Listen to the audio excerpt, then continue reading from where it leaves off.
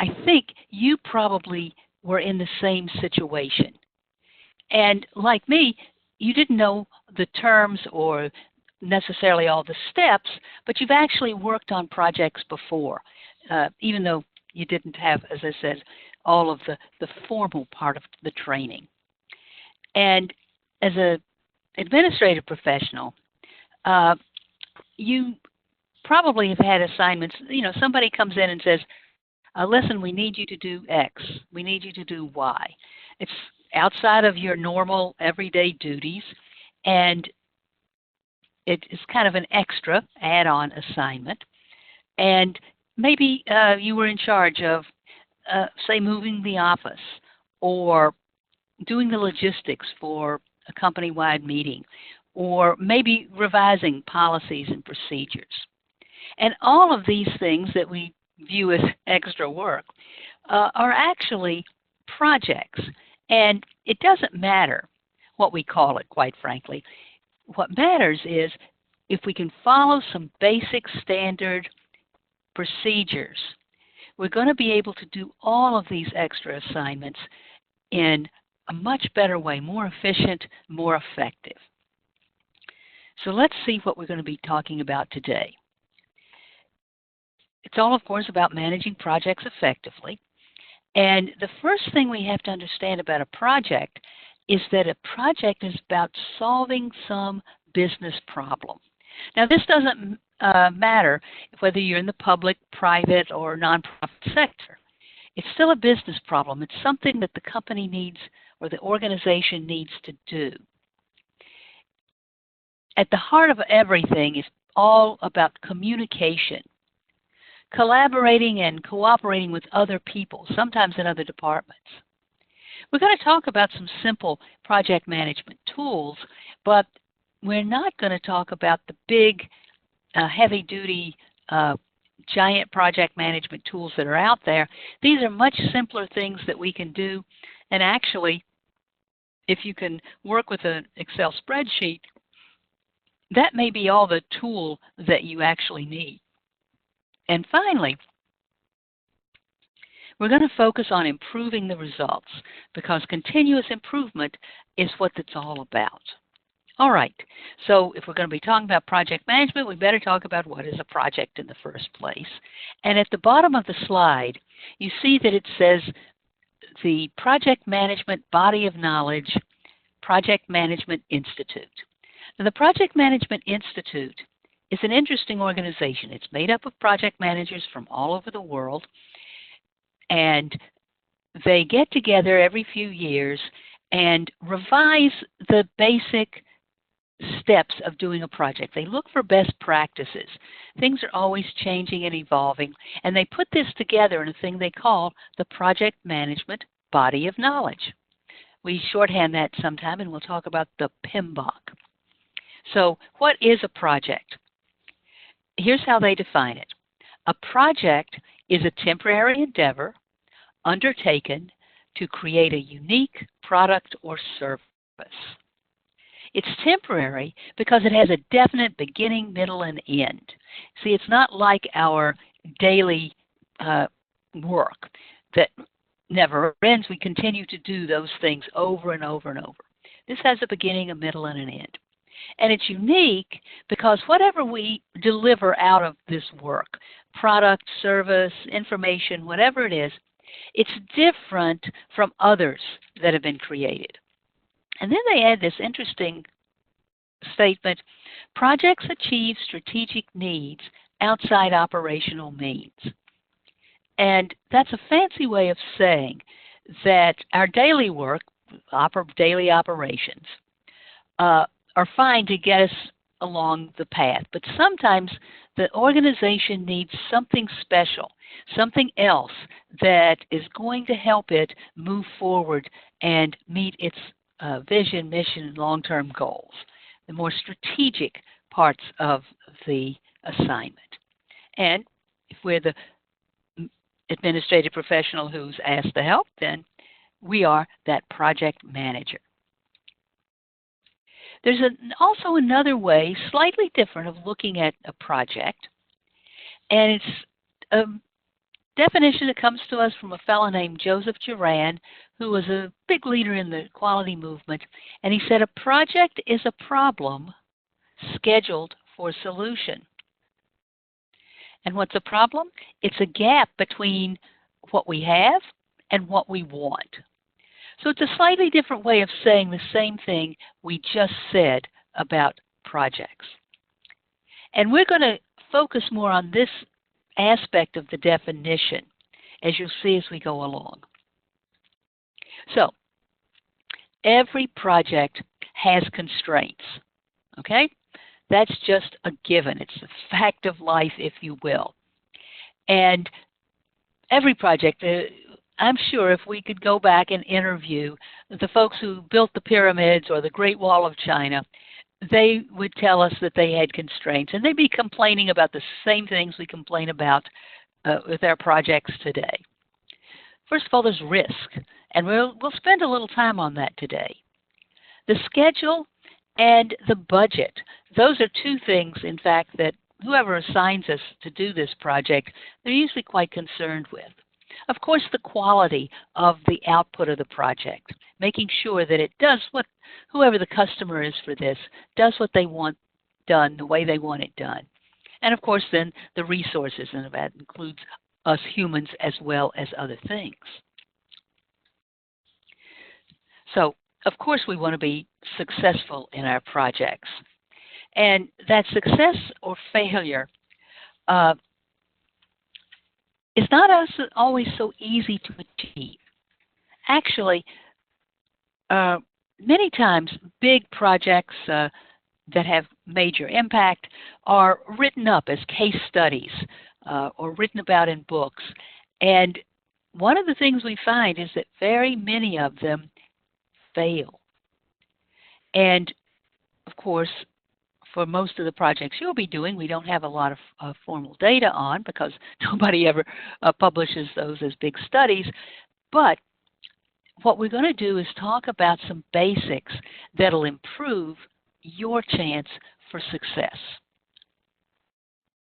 So what are some of those factors?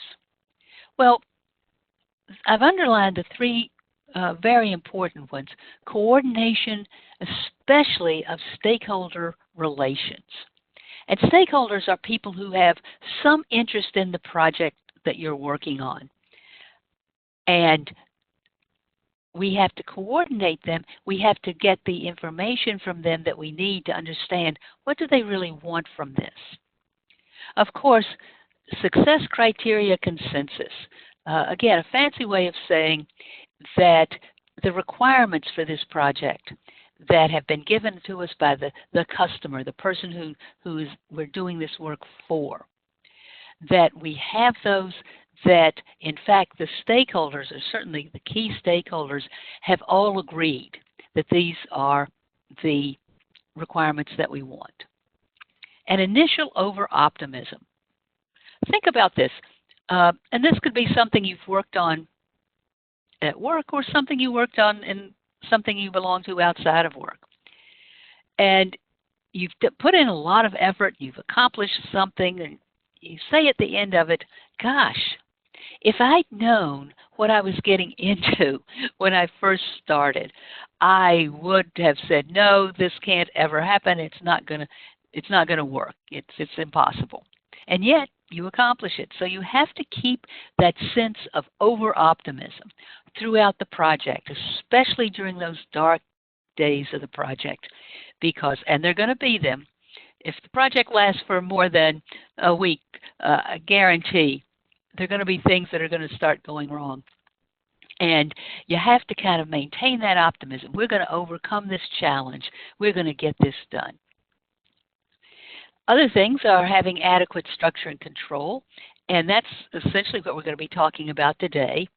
The uniqueness of the project, its overall importance, that plays a factor. Competitive budgetary pressure, public exposure, those may in fact have some influence on your project, may not, depends on what it is. And finally, the internal capabilities. In other words, you and anyone else who may be assigned to work with you. Project pitfalls, the two biggest ones are unclear objectives or requirements. In other words, we didn't get them all, or we didn't get all the stakeholders agreeing at the beginning.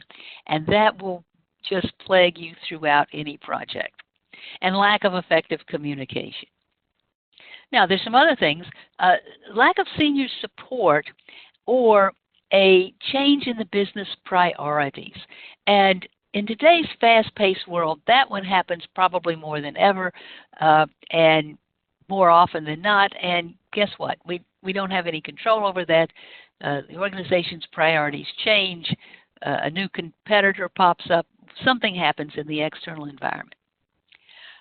Ineffective project manager or team, and that's not going to be a problem for you because we're going to give you all the information you need to be effective. Inadequate funding. Once again, if we went back and talked to those guys who built the pyramids or the Great Wall of China, they would tell you they didn't have enough money. They didn't have enough funds. They didn't have enough resources. This plagues every single project. I've never heard a project manager end a project saying, oh yeah, we had plenty of money. And the original assumption invalid. And that again follows into the fact that we didn't nail down what are we really trying to accomplish here. Now, as a project manager, you're going to have two jobs. One is the leadership of the project. You're the project leader, as well as the project manager.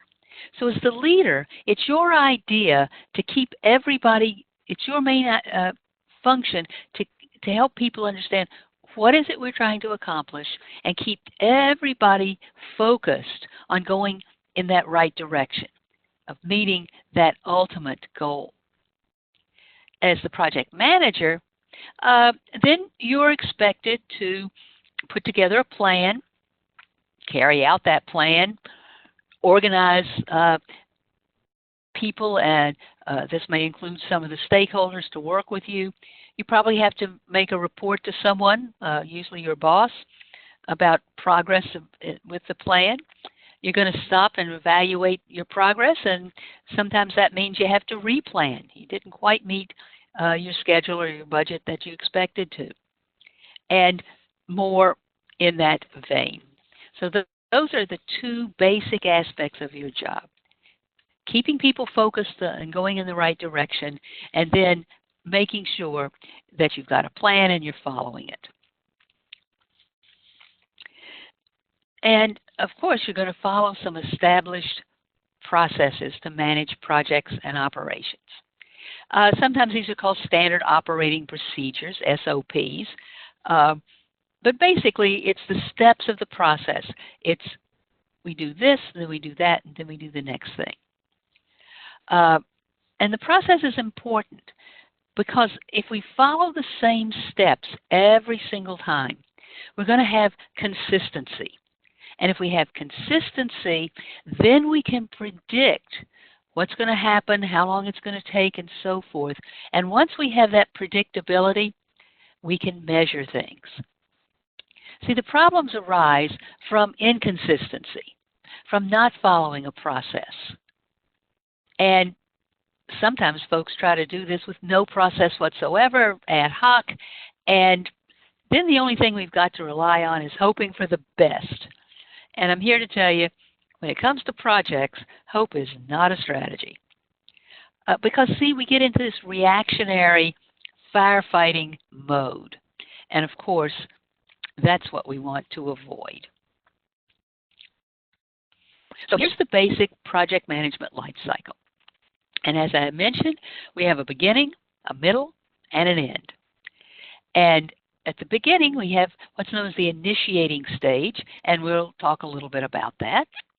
Then we have, in the middle, we have this continuous cycle that we've illustrated with that blue arrow, that we make a plan, and then we execute the plan. We carry out the plan, and then we monitor the plan. In other words, we look at it. We stop and say, okay, where are we? What have we accomplished? Have we accomplished what we planned? And if we have, great, we'll go on to the next step. If we haven't, then I've got to do a replan. So I make my new plan, I modify it, and then I go out and follow that. And so it's this constant cycle of planning and executing, monitoring and controlling. And eventually, we produce that product, that service, that information that we were asked for in the first place, and that then we close out the project and we kind of end it formally. We're going to hit the high spots of each phase of the project, and then we're going to come back and drill down on them. So that first phase, called the project initiation or the initiating phase, on formal projects, and full-blown project management has a number of steps. We're going to suggest that even though no one is going to ask you for these, that you do two of these steps. One's called putting together a business case, and one is called putting together a project charter. And we'll tell you all about those and how to do those in just a moment.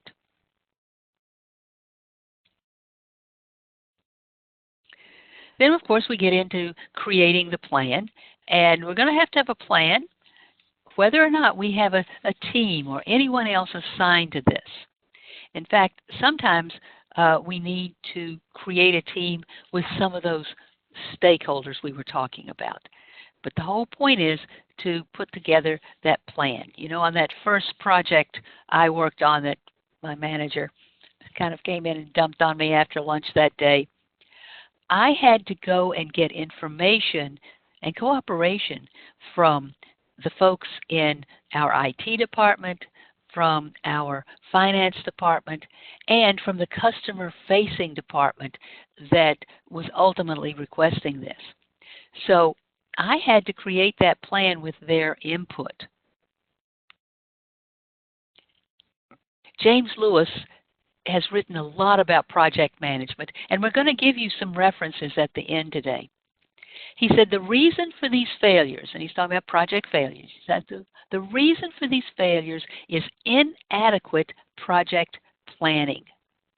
People take a ready, fire, aim approach in an effort to get a job done really fast and end up spending far more than necessary by reworking errors, recovering from diversions down blind alleys, and so forth. We want to avoid the ready, fire, aim approach. Now, of course, we get to execution. We actually perform the work that's on the plan. And we get some results, and we coordinate the resources and the stakeholders to carry out that plan. All during this time, we're monitoring and controlling. We're monitoring the process. Are we, in fact, following the steps as we're supposed to? Are we getting results? Are there variances? In other words, I thought that at this point we would have this result. Do we? If we don't, then I've got to take some kind of corrective action. And in some cases, I may be able to prevent certain problems from happening, so I could also take preventive action. And that means, of course, that I'm anticipating the problems. So planning, replanning, executing, monitoring, and control. This is at the heart of the project and where we'll spend most of our time today. And finally, we finally finish the project. We bring it to an orderly end because the customer for this project has accepted the results. We've given them the product, the service, the information, whatever it was that they needed. We're going to talk about lessons learned. We don't save them to the very end. No, we do lessons learned all along. As soon as we've completed a chunk of work, what did I learn from doing this that I can incorporate into my next round of activity? And then we close out the project and hand it over. All right, let's go back now and drill down a little bit on project initiation. And as I said, the key thing we're going to do is try to figure out what is the business problem. And remember, we said that in a project, we are trying to solve a business problem. And that business problem is a gap between what we have and what we need. And so a key part of our work will be on helping the customer see that and figure out what's that business problem that we need to solve. So for example, say your boss comes to you one day and as an administrative professional and says to you, hey, create a new procedure for ordering office supplies. That's not a project. That's not a business problem. That's the solution for some problem, but it's not the problem itself. So instead, we're going to ask a lot of questions. Essentially, I'm asking, why do we need a new procedure for ordering office supplies? What do you need to do that you're not able to do or is very difficult to do today? If we were highly successful at this, what would be the impact on your objectives, your customers, service, effectiveness, efficiency, morale, or whatever else? So in this case, if I say, well, why do we need a new procedure? And I'm going to ask a lot of questions. And quite often, the person may say something like, well, people have been complaining. They go to the place where the supplies are supposed to be, and they're not there. And then they have to track down, and some people have just gone out and bought their own supplies. And it's causing us a lot of problem because they can't do their work, and they get behind. And now I'm beginning to see what the problem is. And so we've explored that. We've asked a lot of questions. So now we come up with the business problem, which is what's the most efficient way to keep quality office supplies always available? Do you see how that differs from create a new procedure for ordering supplies? Now we've gotten at the root of the problem. And that's what you have to do to get this started. Without that, you're always going to be slightly off track. In other words, how would I know what problem people are having so I'd know how to change the existing supply procedure? And this brings us then to doing what I'd suggested before, which is we need to create a business case. And this is, if a project is only going to last a week or two, you probably don't have to have all of this. But sometimes we're asked to do something that we know is going to take more than just a week or two. So what do I need? What is the need? In other words, we always start with what is that business problem?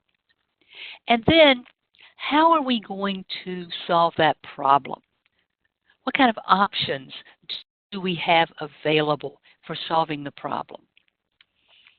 What are the pros and cons of each of those options? Are there any financial considerations? And then what am I going to recommend and why? I'm going to recommend that we take this option to solve the problem. And this is why. And this is how it will benefit us. And again, it's a business benefit whether we are a public, private, or nonprofit organization.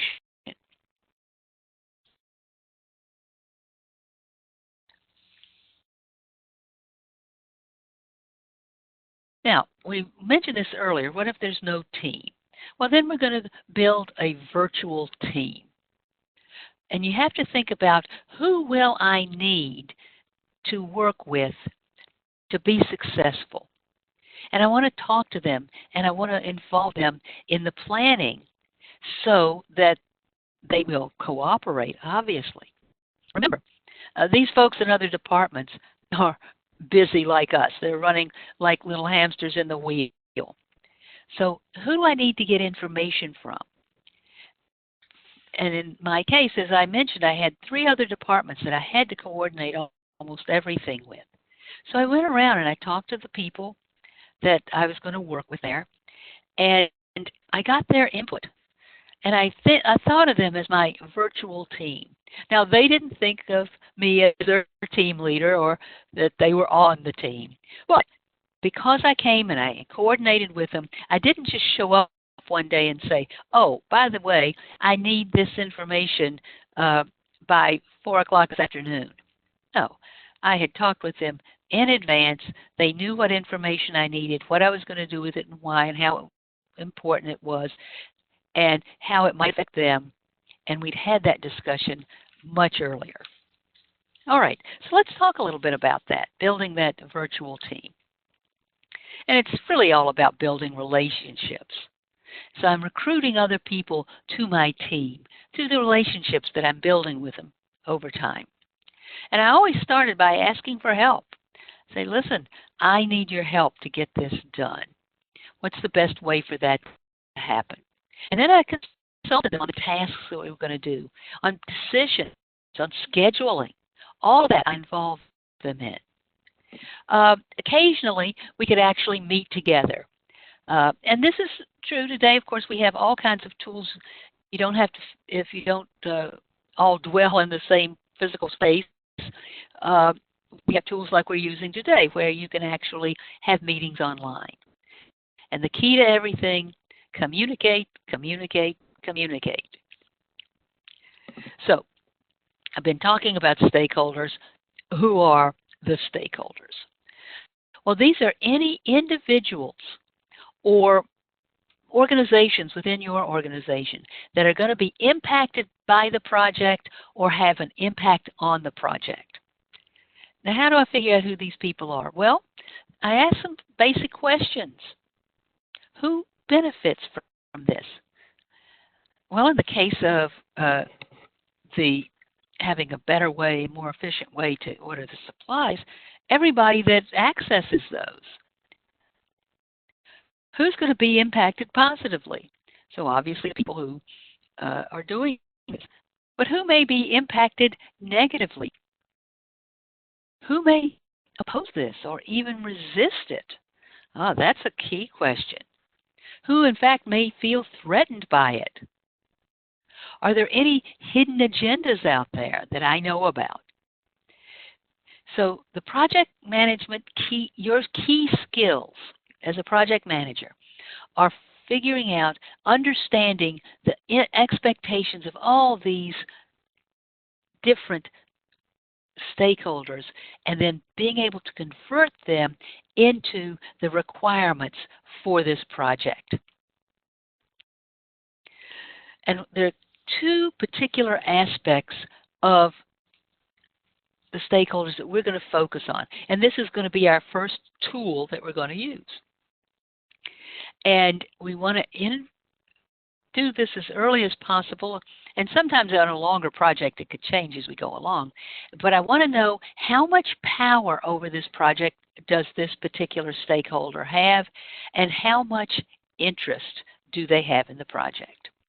And I build myself a very simple 4-quadrant little grid here, where along the left-hand side is the amount of power that person has over the project, how much influence they have from low to high, and then how much interest do they actually have in the project, again, from low to high.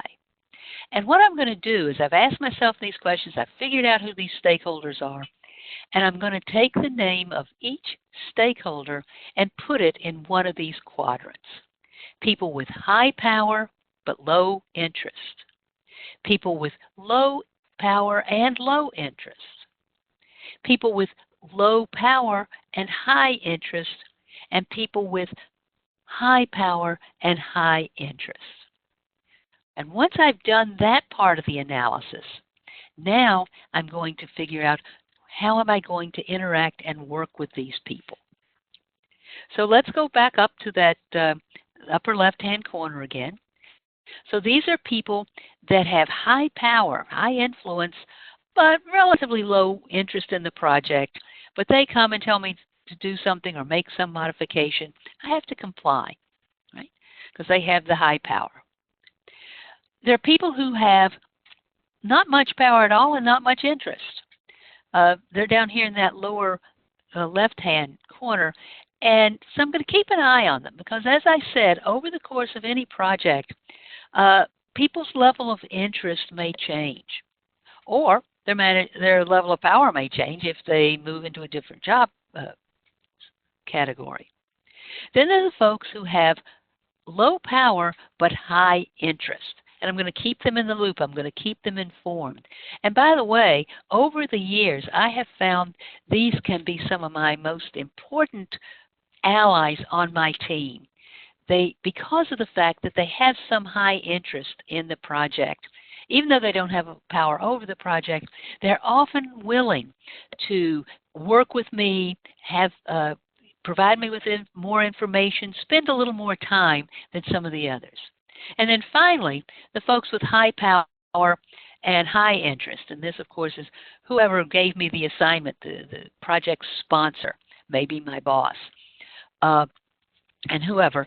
And those folks, of course, I'm going to stay aligned with and facilitate getting the work done in the way that they want it done. We can also develop a thing called a project charter. And again, nobody's going to ask you to do this. In a big formal project, it's the formal authorizing document. But we're going to look at a simple one here that was developed by one of my clients and I found quite useful on every project. So if your project lasts more, again, as I said, more than a week or two, think about using something like this. So for example, you see up there at the top we have our business problem statement. It's the one we just developed and really tells us why we've decided to do the project and where that pain is, where that disconnect is between what we have and what we want. We have a goal statement, and this is what we're trying to the big thing we're trying to accomplish here. And it often we'll state it in words like, I'm going to increase this, improve that, reduce that.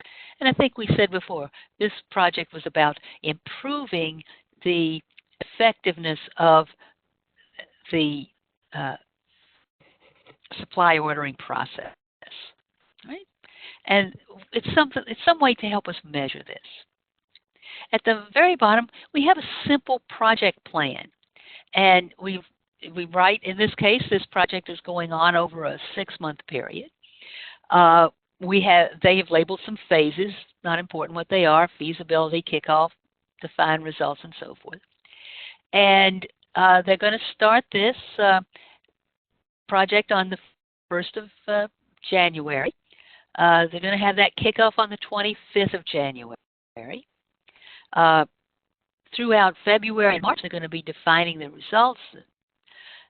From March through the 15th of May, they're going to be carrying out their plan, and then they're going to implement it on the 21st and close it up on the 30th. So it's just a simple calendar, basically, of the project itself. The business case up in the corner, and there we look, how is this thing going to actually impact us? What is its overall impact? What are the cost benefits, if there are any? What costs or problems are we going to be avoiding? Whatever that is. And then what's the project scope? In other words, what's in the project, what's out of the project? And then, of course, it gives me a place to write down all the names and contact information of the people in the project. So if you can use something similar to this, yours may be even simpler than this one. You want to do that because what this does, remember I said the leadership part of the job is about keeping everybody focused. And that's what this does. This gives us a focus. It tells us what that business problem is. It tells us what we're going to measure as the big measurement of this thing, what we're trying to improve, reduce, increase, or whatever. It gives us an outline of our schedule, talks about what the benefits of this project are, and what's inside the project and what's outside the project, and then our basic contact information. So here are the key steps: the what, the how, the who, and the when. And we start by defining the requirements. What are the requirements for this particular project? And then I'm going to define the process, the tasks, how I'm going to get this job done, how I'm going to meet these requirements, the relationship among the requirements. I'm going to decide who's going to do what, and finally put it all on a calendar and figure out when each thing is going to happen. Now, there are a lot of different ways to get requirements. You can interview the individual people. You can put together a focus group. Sometimes, especially on a larger project, you may have a facilitated workshop if you have somebody in your organization who can do that for you. Surveying is another way of finding out those requirements. Sometimes building a prototype. And, of course, then having a requirements management plan. And essentially what we're talking about, and this is, by the way, another whole topic, but you want to make sure that you're going to ask a lot of questions. See, sometimes the people who ask us to do this or that we're talking to, they have a hard time articulating what they want because they haven't seen it before. It's something new. And so that's why we have to ask a lot of questions and pull the information out of them. For example, we always try to use open-ended questions. That means questions that you can't just answer yes or no.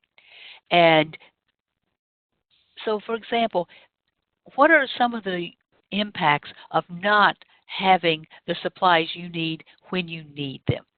And the more they talk, the more they actually reveal about what they're after. I can't ask them, what do you want to see in terms of these in terms of these procedures for getting the order, making sure we have the supplies you want, because they're not in charge of ordering supplies. They just know that they need to go to the supply closet and they need things there when they need them. What item do you commonly run out of? What's the impact? In other words, it's all from the other person's point of view. And by the way, we ask questions, and we have those questions written down. And that is critical. You see, I have to have the questions written down, because sometimes in the conversation, you're going to get off track a little bit. And as you get off track, you are going to end up forgetting where you were, and you may not ask some of those critical, important questions. So if you have a list of questions written down, you can always go back to them after you've kind of taken that little diversion. So write the questions down, and in addition to the questions, have a follow-up question. Think in advance about what are some of the things they may answer, and what is a logical follow-up question. And I always try to have one or two of those. And if I run out of ideas, I go back to some basics. So tell me a little bit more about that. Could you expand on that? What else? And then some what-if questions. All of these, I just keep digging.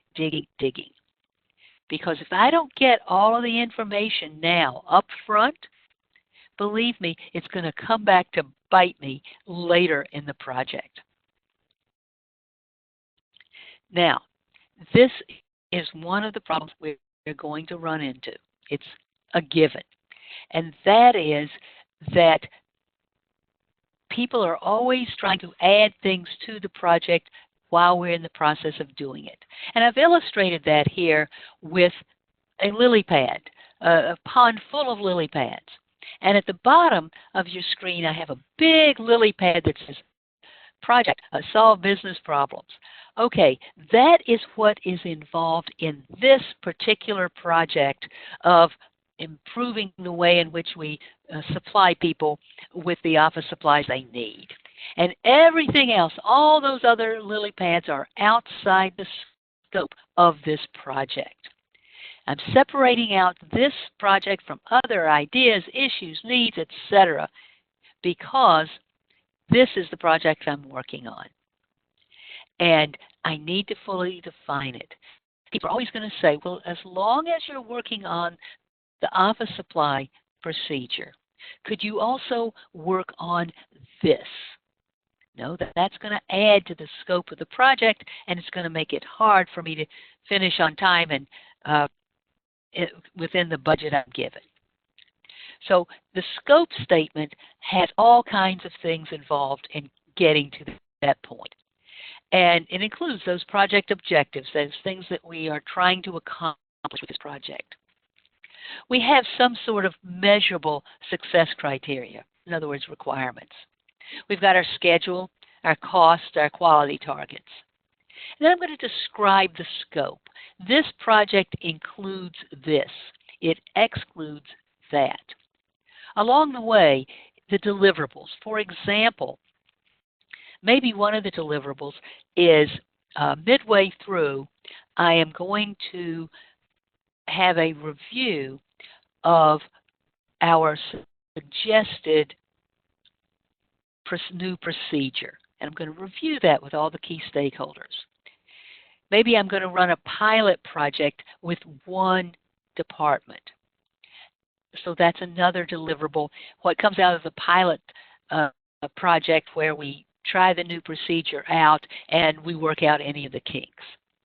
And then what are the acceptance criteria? In other words, those are the requirements. How am I going to know that I'm successful in this? And then any constraints or assumptions that I have on this. You see, what I'm trying to do is avoid scope creep. And this plagues projects all along. So we want to make sure that we avoid this. People trying to add extra things into the project. Now, talking about constraints. And we're going to introduce yet another little simple tool. And let's say that we've identified three things, A, B, and C, that are going to constrain our project.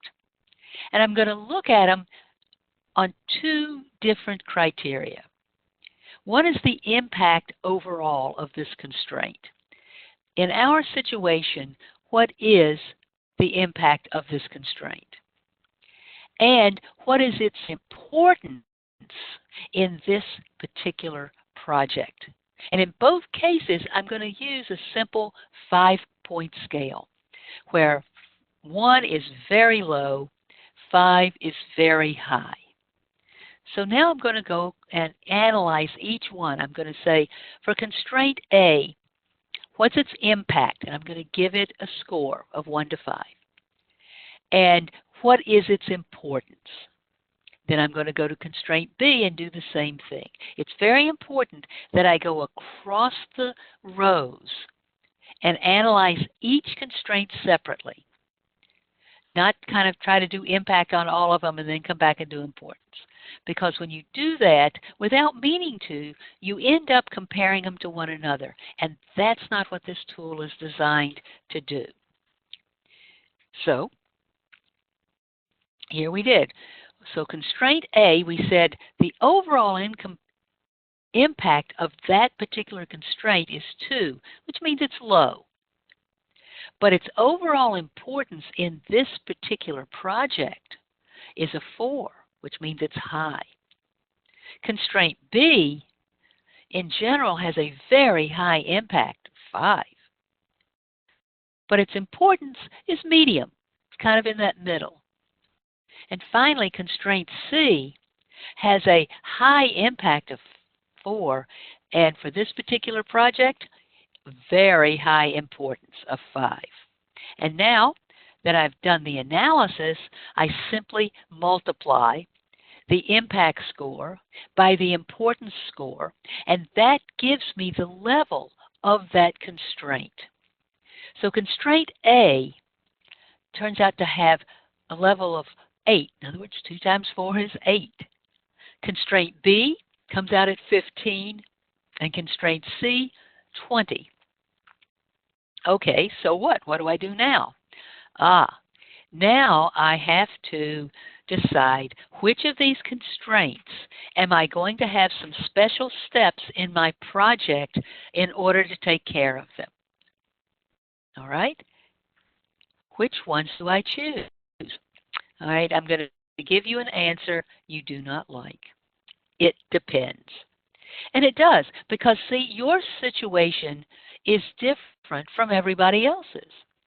So the decision that you make is based on your particular situation in your organization. So whether you're going to work on constraint C because it was a 20, or B and C, or ignore 8, or include it, this is your decision to make. This is part of being the leader of the project and the project manager. And of course, you can involve your stakeholders or even your sponsor or your boss, whoever else is important within this project to help figure this out. Now we come to what is probably the most important of all the project management tools. It's called the work breakdown structure. And to get started, you see I've got a little pad of yellow stickies there. And that's because what we're going to do is we're going to have everybody that we can get together to talk about this. So any of our stakeholders, or if we're lucky and had a team member or anybody else. And we're going to try to figure out what are all the things we have to do in this project. In other words, we're going to do a brainstorm of all the tasks. And we write one thing, as we go around, we write one thing on one sticky. And now we have a whole desk full of stickies, a whole table full of stickies. And now I'm going to arrange them. And I'm going to arrange the big chunks of work at the top and the smaller chunks of work underneath it. They break down. That's why it's called a work breakdown structure.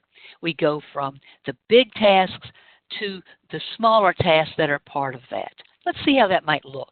Here's how it might look, a simple one. And here's our project. And so we have objective A, B, and C. And we see that A breaks down into 2 smaller tasks. Objective B also breaks down into 2 smaller tasks. Objective C breaks down into 2 smaller tasks, and then one of those tasks breaks down into an even smaller task. Now we've made it very simple here on the diagram so that you can see how it works. But the key here is the big chunks of work at the top break down into these smaller chunks of work at the bottom. The order in which the task takes place is not important here. We'll get to that in a little bit. But the key thing here is that we've broken it down and we go down to the level. The lowest level on our chart is a task which can be assigned to 1 or more people. Okay? The whole purpose of this thing is to set us up to execute, to carry out the project. This is basically our project, a chunk of our project plan. It's going to also allow us to estimate how much time will it take to do each of those things. And then now that we can track this, we can monitor it and look at it at each point along the way. And we may be even able to use it to plan future projects. For example, when I first started doing webinars, I had a very elaborate work breakdown structure. It went down 4 or 5 levels, okay, from the big chunks of work to the smaller ones. As I went along, what I realized is I didn't have to recreate that every single time. The next webinar I was doing, which was a different topic, I could use most of what I'd already done for that topic. So I could kind of reuse it, copy it over, and just maybe tweak a few things, change a few things here and there, add a few steps or to eliminate a few steps. And then I asked myself, is this articulated and written down complete enough, clearly enough, so that I can follow it or someone else can follow the step? And is it in a chunk that can be scheduled, put on the schedule to be done? I can assign some budget to it. I can assign it to someone to do, and I can track it. So, and of course, as we said, it could be reusable. Now, you may be the only person on this project. You may be doing a lot of these things, but it's the same whether you have a team of 25 or just yourself. So that's the work breakdown structure, to decompose the big pieces of work into smaller and smaller tasks until you're down at the individual task level where it can be assigned and you can track it. All right, so that was a hierarchy from big to small. Now we're going back and look at it in terms of the relationships among the tasks and what comes first, second, and third. All right? So in this we have 6 simple tasks. A, B, C, D, E, and F. All right? Those are the tasks. And as we look at the chart, we see, looks like at the start here, A and D can be going on at the same time. Okay, that's great. When I come to task B, I see that I need to have done task A and task D. Oh, okay. So B is dependent on both A and D. When I look at task E, it's only dependent on D because it's happening in the same general time frame as B, but it has no direct relationship to it. When I come to task C, once again, it is dependent on the task that came before it, B, and on task E. Whereas F can be going on in the same time frame and is only dependent on task E. And then when we have finished C and F, we have completed it. So this is called a logic diagram. And it simply shows you the relationship among the different tasks and what comes first, second, and third, and what is dependent on what else. Now, you can see that this would get pretty complicated pretty fast. And this is something I wanted you to understand the concept of the logic diagram. This is something where it's going to be very important to have a tool. And again, here's a simple spreadsheet. If you're a pretty good user of Excel and so forth, this will be your most important tool here, because you can go back and put your work breakdown structure. Now, when you've finished it, you can now we did all the stickies first so we can arrange and rearrange and get it into the form we wanted. The same thing here. But now I can put that all into an Excel spreadsheet, and I will then, Excel will allow me to tell you what goes first, second, and third, because I put on it its beginning and end date. It also allows me to say that B, this task, whatever it is dependent on task A and D. So this gives me the ability to use that tool to do some of these things, because it becomes too complex to try to do it with just some sticky notes. We start out with those, but then we quickly have to get into the tool. All right. There's another tool. It's called the critical path method. And this is also something that I'm going to walk through with you, but I have to tell you, you can't do this on your own either if your project has more than a handful of tasks. It's something else. But Excel will draw this for you. Okay. But what is it? It's something that we need to do. It predicts the total project duration. How long is this thing going to last? It tells me when is the earliest I could possibly get this done, because it is the longest path through that logic diagram. And if a task is on the critical path and it slips, it doesn't meet its deadline, the whole schedule slips. Let's look at that and see how that works. Here's those same 6 things, and we've gone out and estimated, and we said that task A takes 1 day, task B takes 2, task 3 takes 2, task D takes 2, and task E and F each take a day. Okay, so we said A and D were happening at the same time. And since D takes 2 days and A takes 1 day, the longest path is through D, isn't it? Because it took 2 days. Now, here we are at B. It's going to take 2 days. And I see that E, which is going on at the same time, only takes 1 day. Okay, so the next longest path is through B. And finally, task C takes 2 days. It's also the longest path because F was only taking 1 day. So my critical path is D, B, C. 2 days plus 2 days plus 2 days, 6 days. Okay, so the earliest I can finish this project is in 6 days. Oops, what just happened? Well, what happened was something flipped. Let's look at this. We started out okay.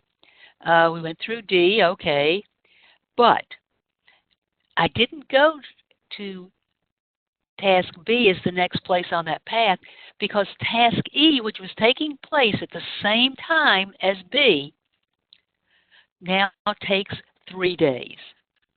Remember, it was supposed to take 1 day, but it takes 3 days. So now the critical path runs through E. And then back to C, which is 2 days, and F was only 1. So now my new critical path is D, E, C. 2 days plus 3 days plus 2 days, 7 days. Remember, the way we had it originally planned, it should only take 6 days. But now it takes 7 days. My project is a day late and $1 short. So any delay along that critical path and the project is delayed. And I have to take some corrective action. I've got to do something. I've got to go back, replan, see how I can get back on track. Now, the critical path doesn't have all the most important critical activities. It's only critical because of the time it takes. In a big project, and you don't have to worry about this, you can have more than one path. But the critical path will almost always change as the project progresses. Now, how do we go about estimating? Well, there are 2 things we could look at. One is the effort, and one is the duration. So part of your project is that you're going to have a final presentation of the results. And you're going to use your conference room, and you're going to bring all of the key people in to have a meeting. And so you have to talk with Phil, the facilities manager, in order to get this organized. Okay? So how long should that take you? Well, to explain everything I need and have a discussion with him, let's say it's going to take 30 minutes, a half an hour tops. Not going to take any longer than that, definitely. So put that 30 minutes on my plan. Oops. What happens in the real world? So I call Phil, but he's out to lunch. Phil calls me back, but now I'm in a meeting. I call Phil back, but now he's out on the floor with someone doing something else. Finally, we catch up, and it's 3 hours later. So the effort was 30 minutes, but the duration was 3 hours. That's the actual time it takes me to really complete that task in the real world. So I do all of my estimating by duration, and I build in what I need because things are going to happen. I might get lucky, hey, and I've bought myself a little time in my schedule. But in most cases, I'm going to go with that duration. And think about this. This is important, by the way. All the studies show this, that when we think of a typical 8-hour day, we do not have 8 hours of productivity. Every study shows that it's between 5 and 5.5 hours of productivity. Now, that's not because we're lazy and lying down by the pool eating bonbons. No, stuff is happening. We have, in fact, meetings. We have holidays. We have vacations. We have lunch breaks. We have training. We have all kinds of things and interruptions that keep us from being able to be grinding away for 8 hours straight. So when you're doing your calculations, keep that in mind. And I just use the 5 hours of productive time as kind of easier to do the arithmetic. But keep that in mind because otherwise your schedule will almost always be off. All right. Now, here's another tool that's quite handy and easy to use. It's called a RACI diagram. RACI stands for Responsibility, Accountability, Consulted, and Informed. What am I talking about here? Well, the responsible person is the person who's actually going to be performing that work, doing that task. And I could have more than one responsible person. Accountability, who's in charge? Whose job is it to see that the responsible people are carrying out their work? Who do I need some input and information from? Who do I need to consult about this task? And who do I simply need to keep in the loop and keep informed? Let's look at a RACI diagram from a real project and see how that might work. Again, it's a simple grid. And as I look at this, I say, okay, I've got a sponsor. That's the person who authorized the project, who's paying for the project. I have a customer, the person who's requested this. I have a project manager. And I have I've got a team member. Okay. So, and this is all about reviewing a procedure, very much like the example we've been using. Okay. So, review the current procedure for any gaps in it. Remember, the whole thing about the business problem, this is the gap between what we have and what we want. So, the sponsor is simply informed that this is happening. The customer is responsible for doing that initial review of the gaps in the procedure. The project manager is accountable, in other words, in charge of seeing that the customer carries out that task. And the team member is kept in the loop. They're informed. Let's skip down to the third activity here, the third task. Create a procedure review plan. Okay. So the sponsor, again, is informed. The customer now is consulted, asked for their input on it. The project manager is still accountable to see that it happens. And the team member is responsible for actually developing the review procedure. And if we come down finally to the amended, approve the amended procedure. The sponsor is now the accountable person, making sure that it all happens. The customer is responsible for approving it. It's their job to see that that gets done. And the project manager and the team member are simply informed. So for each task, you may in fact have a different piece of responsibility. To be responsible for doing something, to be accountable for seeing that it's done, to be consulted for information and input, or simply be kept in the loop and informed. The RACI diagram, easy to construct, and I found it so useful over the years. All right, planning costs. And in many cases, you're not going to have to do this. As an administrative professional, you're usually assigned whatever the budget is. However, if you do have to do that estimating, you go back where you've estimated how much time it's going to take, and depending on who's doing the work, you look at their hourly rate as you get hourly rate information from HR, and you simply multiply the time times the rate. That gives you an estimate of the cost. And you can put that all together with anything else that you need to budget for, to create a budget. Now, risk is another key thing you have to always look at on any project. There are always risks. There are always possibilities of problems or things that can go wrong. We're going to use another simple grid. You see that this tool is very much like the one we used for constraints. Once again, we have some risks listed down the left-hand side. We've got 3, A, B, and C. But we're looking at two different criteria this time. We're looking, if this risk happens, if this problem shows up, what will its impact be? Again, 1 to 5 scale, very low to very high. And what is the likelihood that this risk will show up? Again, 1 to 5, very low likelihood, very high likelihood. And now I go across each row and analyze risk A for its impact, if it shows up, and the likelihood that it will show up. I do the same for B and the same for C. And this is how the analysis came out, whereas the impact, if it shows up, is very high for A, but a low likelihood of 2.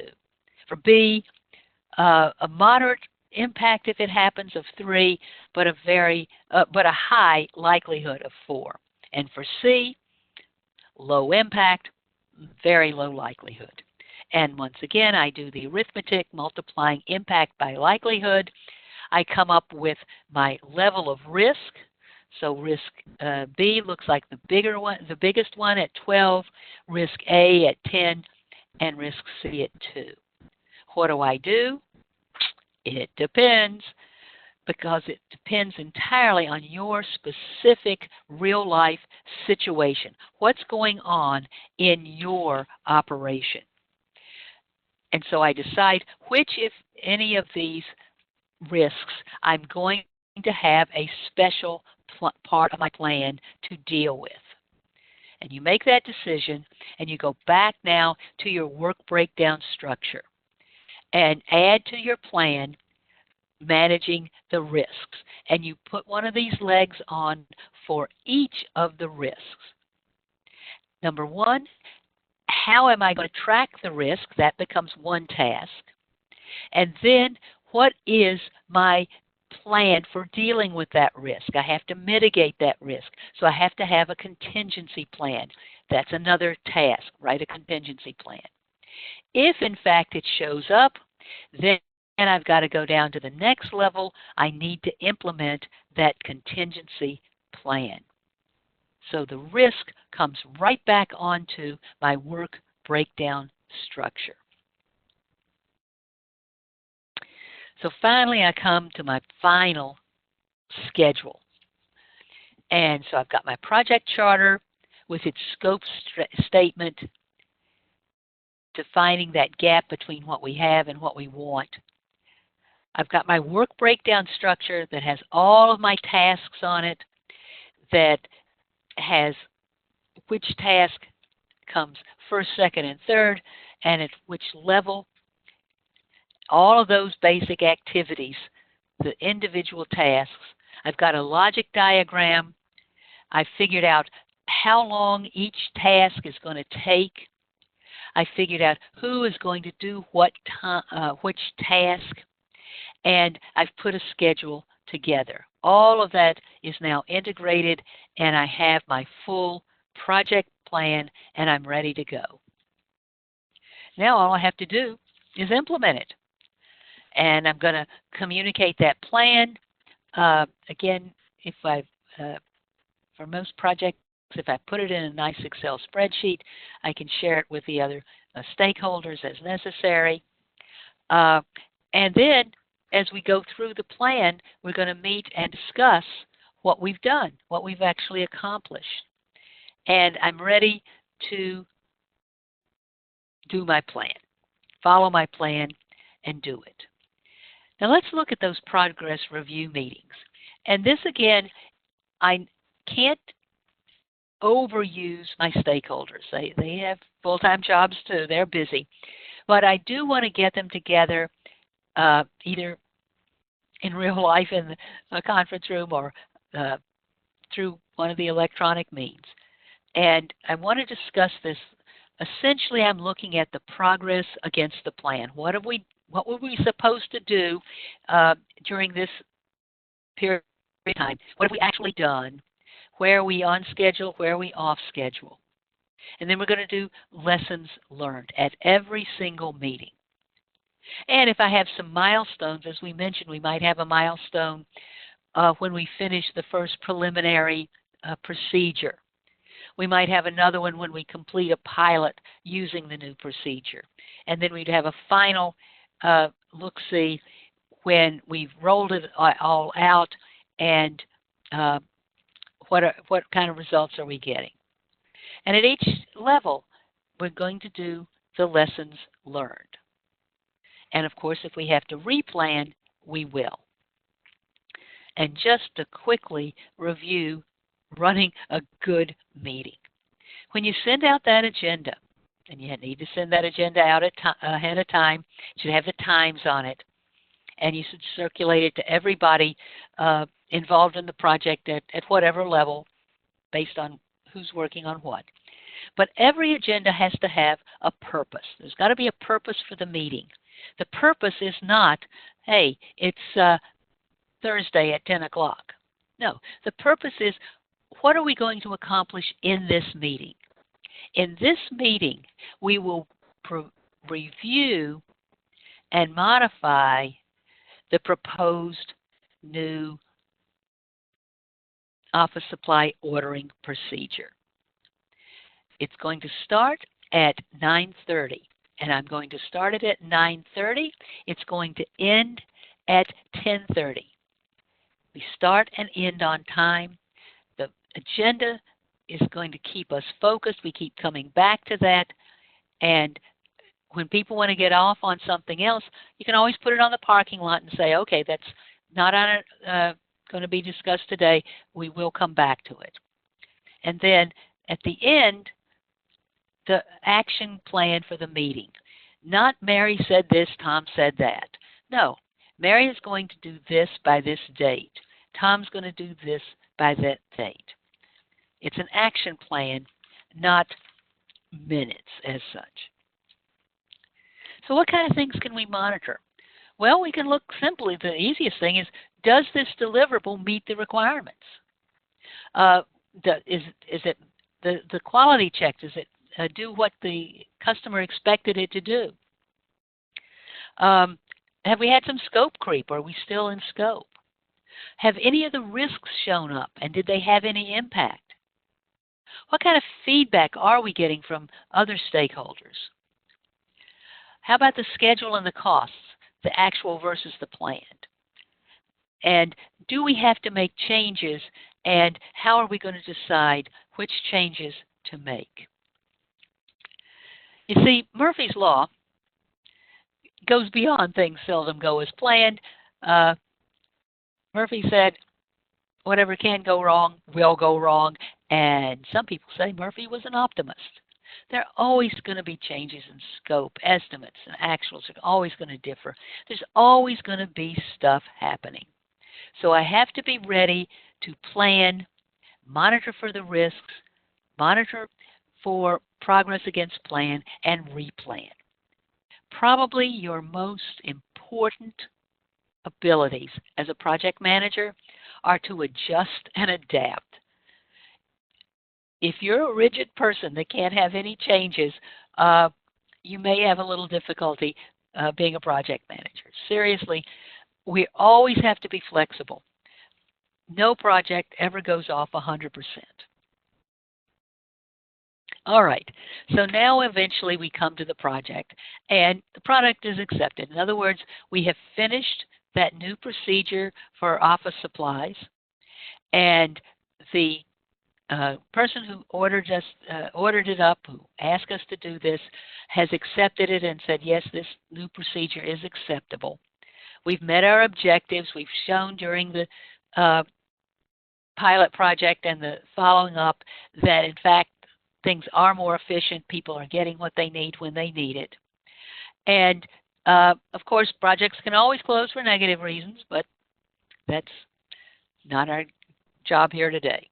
Okay, so we finish the work, we hand it over, we get acceptance. We review our own performance, and of course we harvest the benefit, in this case, the new procedure. Everything's put to rest, disband the team. Oh, and celebrate. And this is important. Get everybody together that worked on this with you in whatever capacity. I used to do simple things. It's Friday afternoon, bring in some pizza. You're not talking about giant catered affairs, but just something simple, uh, so that you can acknowledge everybody and their hard work on this project. They helped you by supplying you with information. Phil, the facilities management manager, set up the meeting exactly the way you wanted it done. Whatever it is, celebrate. Now, I've mentioned lessons learned. We don't do lessons learned just at the end. We do lessons learned all along. I've completed a chunk of work, and this is how I pull on the power of hindsight. We take stock because we want to improve our future performance. What did I learn from doing this chunk of work? What do I want to do more of, less of, same amount of? What do I never ever want to do again? What do I always want to do? And this is no time to play the blame game. Oh, well, I couldn't do my piece because she didn't do her piece. No, none of that. This is what happened. This is what we have to take stock of the next time. This is what we have to do differently in the future. And the timing is essential, and that's why I say do it at every single meeting. The longer you let things go, the more you'll forget. So do it at every milestone, every meeting. So what are the overall project takeaways? Well, first of all, we always look for reuse possibilities. That's what I had talked about before, especially with the work breakdown structure. And I want to make sure I'm following best practices, and we're going to give you a resource on that in just a moment. What lessons did we learn at each point? How am I going to modify what I do in the future based on that? Which risks actually happened and which didn't? Which ones, when they hit, they hurt? What was the effect of them? Was I blindsided? Did some risks show up that I hadn't anticipated? What do I need to do differently on the next project? What skills did I acquire? Every single project I've worked on for the last umpteen years, I have learned something new, a little nuance, a little new skill. So always be looking at those and making sure you've incorporated. And then what kind of results did we get from the varying points of view? And how did we measure that? And now that it's been in place for a while, are people reporting any problems? What are they? What do we need to do? What kind of input do we need to prevent those problems or improve the process? And sometimes folks do a customer satisfaction survey at the end. Sophocles, an old dead Greek guy, said, knowledge must come through action. The real way you're going to learn project management is to actually consciously manage your projects, do the things we've talked about doing. Now, I promised you some resources, and here they are. And I've started that first one, Fundamentals of Project Management by James Lewis. I mentioned him at first. He was the one I mentioned about how projects fail when we go ready, aim, ready, fire, aim. This book is very nicely written. He always gives us a couple of illustrations or examples, one from daily life and one then from something more work-related. So I really want to suggest that if you only get one resource, you get this one, Fundamentals of Project Management, and then use it to dip into as you're trying to work on your project and use some of these new tools. Now, when you feel a little more confident, you've got 2 or 3 projects under your belt, then I want to suggest that you get a copy of the Project Management Institute's A Guide to the Project Management Body of Knowledge. This is the PMBOK, and you can go to the website pmi.org, and lots of resources there. So I want to suggest that you go there, and this is where you get the PMBOK. Now, the PMBOK is not a book you sit down and read straight through. It's not a novel, but it is all of the information all of the best practices as seen by experienced project managers from all over the world in all economic sectors. Now, after you've advanced a little bit down the road, there are two advanced books that I want to suggest. One is by James Lewis again. It's called Project Planning, Scheduling, and Control. And the other one is called The Fast Forward MBA in Project Management by Eric Verzeaux. And once again, these are advanced. I wouldn't jump into them right away. And finally, we've given you a website at the bottom for project management documents. And forget about all that stuff at the end. You simply go to www.projectmanagementdocs.com. And they have a lot of forms and so forth that you may find useful. Right? So those are the various resources that we have. I want to suggest that going forward, you decide, okay, I'm going to start using the risk analysis as my first thing. Great, put it into place and use it. Or maybe I really want to go all the way and start with the work breakdown structure. Whatever you do, always get that good definition of the project problem statement.